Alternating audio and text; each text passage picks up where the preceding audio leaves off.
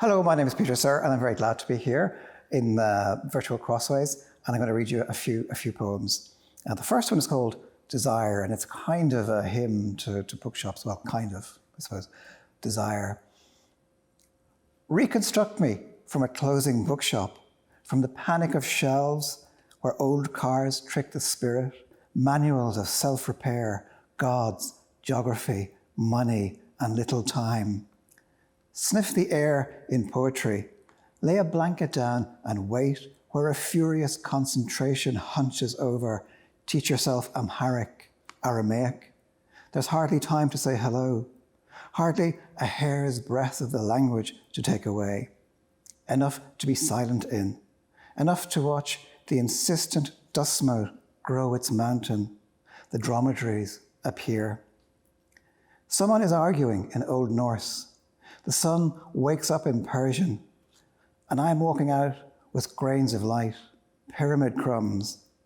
Elsewhere, in the desert, in the hilltop village, on an endless, meandering train, the soul puts down its books, fluent again.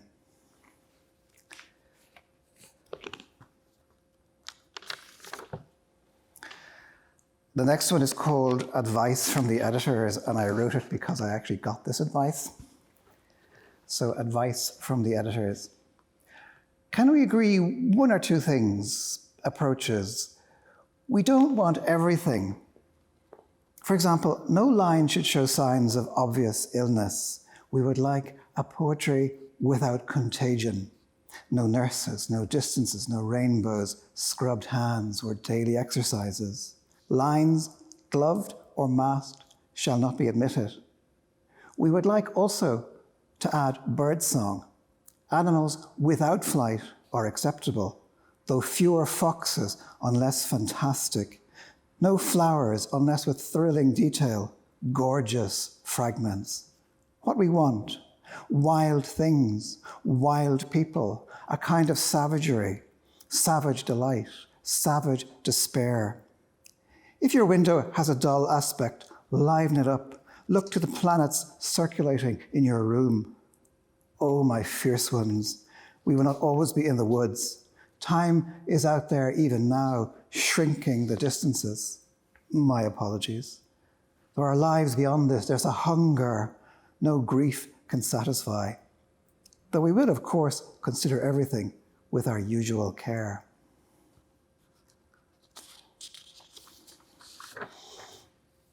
And this one, guess why I wrote this, I suppose, is the only way I can introduce it. It's called Renga. So it's kind of like a series of Renga. Great is the summer. When the pizzas come, we are already outside. Sun strikes the plant pots that hide the broken windowsill. The other is unhidden. The neighbor is on the extension roof again, poking the rusty satellite dish. The world waits. Camden Street deserted. The copper dome floats towards the mountain. Dogs in COVID squaring off, lunging, panting. How do you explain? Sun warms the gravel, then cools again. The red chair waits its turn. Summer, winter, autumn, spring, up again at the dog's dawn. The gardens are open. Round and round we go on our extended leads. May, the window open, cherry blossoms on the floor. Mo sits outside her front door. Butterfly weeps around her. The stillest season, the frozen counterweights and jibs of cranes. Ladders unclimbed, loads unlifted, hook, line, silence. Someone turns on the news. The center folds, the darkness holds. Summer is here, a blatant light, a persistent rumor. The dog jumps in the river. How can you not have told me it was still here? We walk past the locked up playground, the loudest silence yet. A crowd gathers around the bandstand. A century ago, the concert begins. Still open, the butcher on Pembroke Street. Sausages, pâté, a little bread. We walk on empty streets like a photograph of history. The city waits to begin. We walk alive on crowded streets, tripping over people and dogs. Closeness is all. From pavements, from walls, from Georgian salons, from fanlights and doors, from treetops and canal rushes, from barges and building sites, from avenues and lanes, from cellars and mews they surge, from rooftops and gardens, from rooftop gardens, from terraces and sheds, from balconies, from footholds and towpaths, from greenhouses and barracks, the populace presents itself, a reprieve, a retrieval, an interim, an interstice, an unresting place. You can hardly get in among them. There's scarcely a breath between them. The air is thick with bodies. The city is a wild caress. Great is the summer.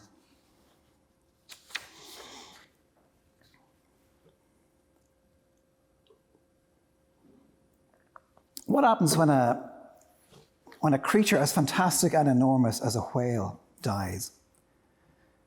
They actually call it a whaleful, sort of like a windfall, and a whole ecosystem develops out of it. And I was very taken with that idea of the afterlife of a whale, I suppose, as well as a strange resonance of the word itself. So, whaleful.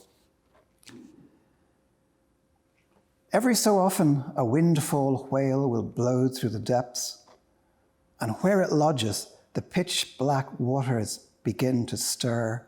Specialists in their brilliant bodies to wake and move towards their reward. A slow devouring, months of it, the hagfish and rat tails, crabs and sleeper sharks, picking the carcass clean until the bones collapse. But now the bone world begins. Ossidacs, the bone-eating worms with their feathery plumes, blown like bubbles from the last whalefall, lock on and feed generation after generation, until the place is empty again. A sulphide nothingness, the eggs have already fled, riding the currents for the fall where it all goes on, the endlessly resisting life, the whale pulse. And there's sometimes you kind of walk into a bookshop and you see a book that you think you should have written. And that happened to me with a book called Travels Among Threatened Languages Travels Among Threatened Languages by a man called Mark Abley. And it kind of inspired this. It's called Nonetheless. I thought of you this morning as I walked across the beach through spring, summer, spring again, and deadly winter. Fistfuls of iced wind, followed by 2 rainbows waltzing across the bay, wanting the word for all of it. As for the hour spent reading the waves with my back against the buttress of the ruined abbey crowded with graves, as a shadow moved across the mountain like a god mopping his brow, and the rain gathered its thoughts again. The grey cathedral islands darkening meanwhile in the distance, and remembering the verb you sent me last winter for feeling low in a new place as the winds howl and the inhabitants keep their distance, and which I stored with the others, the one for falling down a well unknowingly, the one for waking in a panic of loss 3 February mornings in a row, the one for rain on the mountain finally entering the soul, the one for living in the endless promise of language while all round the world swells with avid grammars. And hardly a thing that happens survives our greedy mouths. Nonetheless, you say, nonetheless, asusu, egtu, gobre, to love for the last time, to carry a feather on your back along the road lit by rushes and a slow avenue of trees. The silence of it, to plunge through the grounds of the house and out along the grass path to the beach, running with you through spring, summer, spring again, and deadly winter. To walk to sleep with a wounded knee, backwards, while chanting the 1,000 words for no, nonetheless.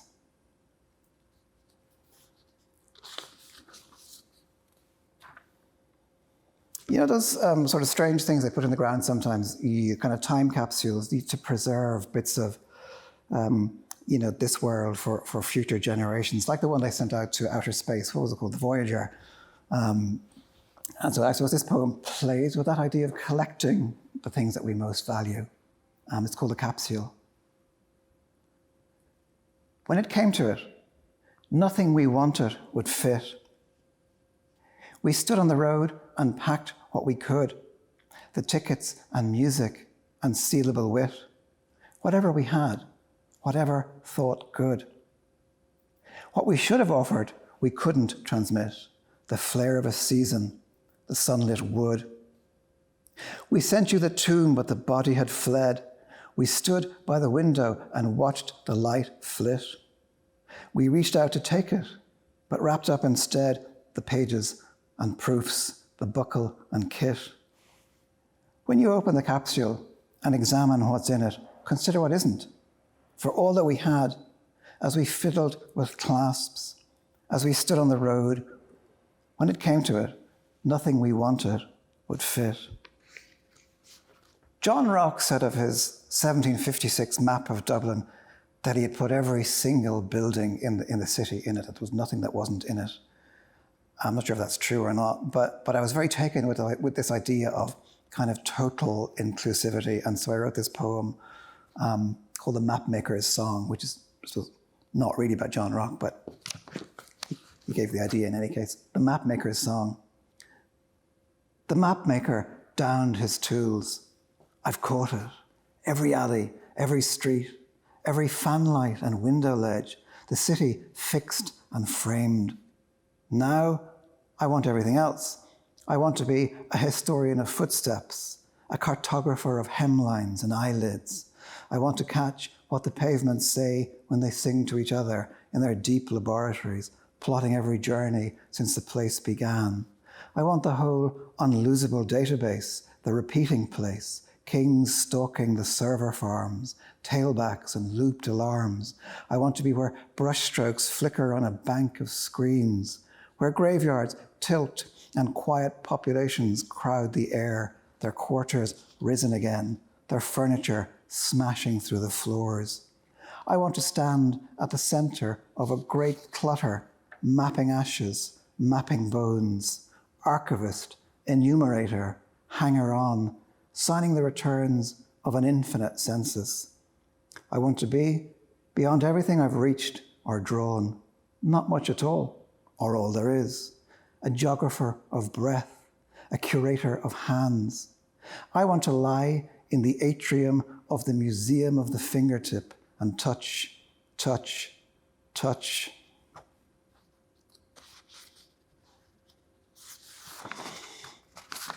It's kind of hard not to write about the strange world that we live in at the moment.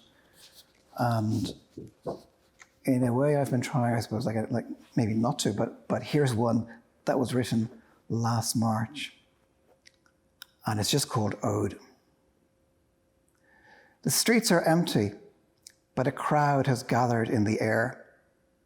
Trombones and cellos on the balconies, a song gradually taking hold.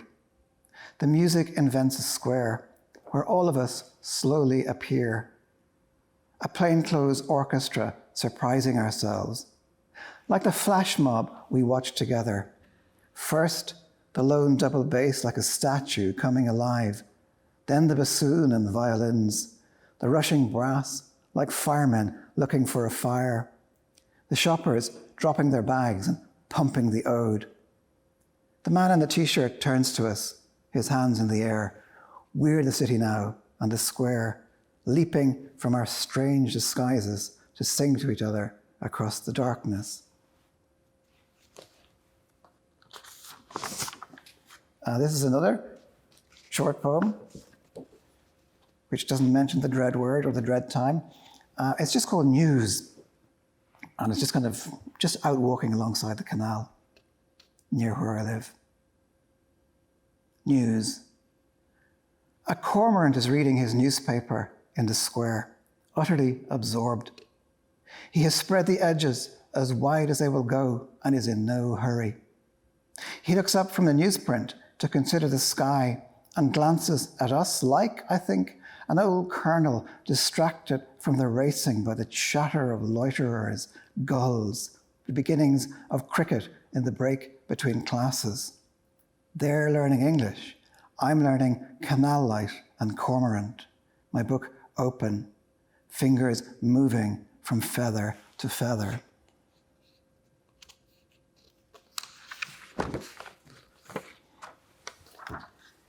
I wrote a book a couple of years ago called The Rooms, and I'm just going to read a couple of things from the title poem of that, sort of a sequence. So from The Rooms. You could stand here, passing things back and forth. The rusted clasps snap open, and from an old suitcase, years spill out. There's the tune of a loose brass handle in a beloved door. Through the window, a cockcrow morning, cold flags of a stone floor. The postman sits in the kitchen. The train draws in to the summer station. You could stand there, white-gloved and neutral, ensuring a constant flow. I'm sitting in my grandfather's abandoned car with my foot pressed down into the future. I'm outside the door when the tires crunch on the gravel, shy hand raised like a gift or signal, searching for something to send back home. How lightly can you tread it, borrowed earth? How long rest on reeds and water?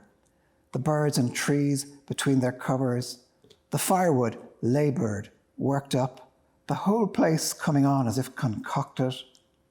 Implements shine like a consoling fiction, self-sufficiencies of rain, of the light at the end of the lane, drift through you and fall to nothing. All you can learn is to leave them alone. All you can learn is to lean on the gable and watch the lake call out to the sun. All you can do is stand back and listen to the darkness come. So stand back, listen, let the darkness come. So my second to last book was called Sway, and it was kind of versions of poems from the tradition of the troubadours and people around that era. And a weird thing is that when you start to translate or to live in other works, it kind of starts to inhabit you in a way, and it takes over. And I found that even when I wasn't strictly translating the troubadours, they were in effect translating me, that my own poems started coming out in their voices. And so that kind of got added up to the mix. And so this is just two poems from a sequence called Road Songs, where one of these poets has gone to sleep maybe and woken up to find themselves maybe in the mountains of Cork and Kerry, having to sweat for his living. So Road Songs. A bitter season spent where boors rule the roost and all but fat cats hunger, thirst. The sun struggles in through a narrow slit, cobwebs on the pianos, the guitars unstrung, and dull ministries monitor the inputs of light, the outcomes of flowers. Birds of the new dispensation submit for their supper their triplicate wit. The trees apply for leaves. Yet even here, hunched over my ledger, counting beans, I whisper your name and measure the acres that lie between us as my supervisor dozes and the corn stooks idle in their register. I increase the share of deliverable desire and track the benefits of my lips in your hair. And the last one of this. The word tóchar is an Irish word for like a narrow sort of path. This is it, the cart track, butter path, the rumoured tóchar, unmissable, narrowest of narrow causeways, along which, again, the vagrant heart sets out, stone heart, dirt-flecked, sand-rained, buried, snagged, feasting and famished, loping from one end to another.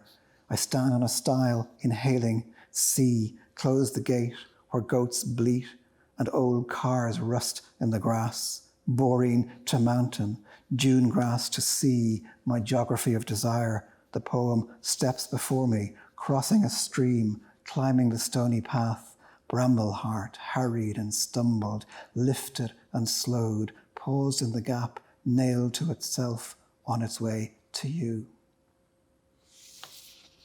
Okay, so I'm going to read a poem called Naming the Street. It's kind of about walking around the streets of the city with my daughter, and kind of feeling in a way is now kind of her city more than it is mine. That kind of depressing feeling. It's from the last book called The Gravity Wave. But anyway, naming the street. You say the name and the buildings sharpen, the late morning light touching the brick as if belatedly, or as if the street moved back a fraction from my sight and said, it's hers now, her step we wait for, her eyes the houses move towards. The place is printed on her glance first. After that, we move for you as, I don't know, a shopkeeper mops his brow and turns to a less favoured customer. What is it? What did you think? The city lay pressed to your face, lifting its veils, opening all its doors and gates. The parks are full, 1,000 autumns cross the bridge. Wherever you think you're walking is further back, a dim retreat. But look up now and listen to her say our name. And I'm just going to read two more. And this one is called Older.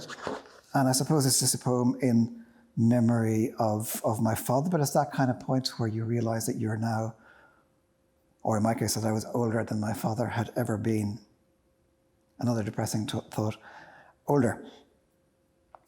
Could this be you turning up again, suddenly sure-footed, wanting the news, me coming on more brother than son, older than you ever were, yet still unsure, showing off the neighborhood, telling you, if I dared, how I wore your sweater for years, told time by your watch until it disappeared. Could this be us patrolling the streets, my anxious steps persuading you home? Here's my daughter you never knew. She shines in her bones like the sun. Here's my wife with a hug to greet you. Banished the days in which everything and nothing repeatedly occurred, where you wandered, absent of light, absent of hurt. And this be the parting, your teasing question, how much more do you know who are so far ahead? Not a thing but to love the steps, wish I could follow, not lead. There was something I might offer yet, a sweater against the chill, or that I might stop, reach into a pocket and pull out the miraculous watch, still going, still full of time, and you'd stretch out your hand as I slipped it on and fell behind. And finally, and thanks again for the invitation to read here, it's been very nice. And it's called PPS, and PPS is like a kind of social security number, and it's that moment again when you have a child, the state writes to you assigning the PPS number. So it's like the first kind of intersection of the state with the newly born person. So this is PPS. Welcome, 3755547K. Your small head rests in the arms of the state. Your fingers are counted, your toes registered. Your cries have found their way to a vault of need. You're known, allowed for, admitted. Though mysterious to us, and as yet unpersuaded, you drift and sway and kick against the world. But listen, your breath moves in a far drawer, a number among numbers. You shift in your folder, you open your eyes, you fall through the letterbox and climb the stairs. You float towards your basket and gently surrender. 3755547K, recognized, acknowledged, filed. Let the complex systems convince. Sleep on the miracle of your name spilling across the screen, the long arms of the sun reaching in. Thanks very much.